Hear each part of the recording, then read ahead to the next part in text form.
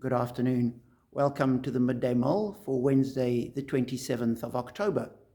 Following Robert Murray McShane's reading plan, one of the chapters we read today is from Paul's first letter to Timothy, the 5th chapter.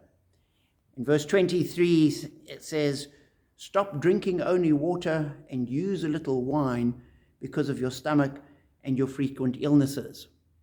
Now, this is a verse that was used often in discussions with alcohol and schoolboys, and just highlighting that the Bible isn't a straight sort of forward, you may not. It's always a nuanced teaching, and wine and too much wine and drunkenness is clearly bad throughout Scripture, but the use of alcohol isn't necessarily a bad thing. And so how does this work for us today? I don't believe Paul's talking about your little medicinal brandy that you might have, or my grandmother would have each evening a little medicinal glass of sherry that helped her sleep. I don't believe that's what Paul's talking about, though there's nothing wrong with it.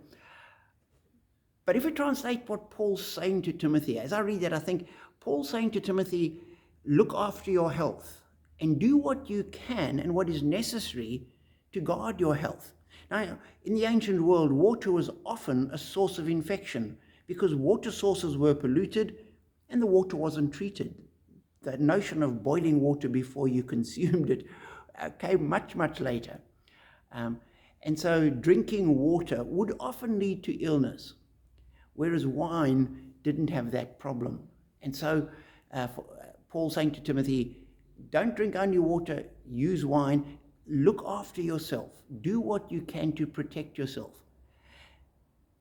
And what that means for us today is not drink wine, though there's nothing wrong with it. Medical opinion says that it can actually be quite healthy in moderation, as with all things. But it also says to us, watch what you're eating. Don't eat just junk food.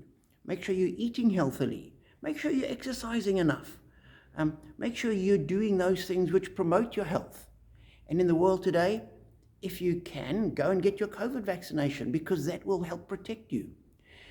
And so this verse, although it's speaking in the ancient world about water and wine, I believe that the teaching is to guard our health and do what we can, do what is practical to ensure that we live healthy lives. God has given us the common sense to do that. We need to use it. So whatever your situation, do the equivalent of stopping only water and take a little wine for your health, and be blessed.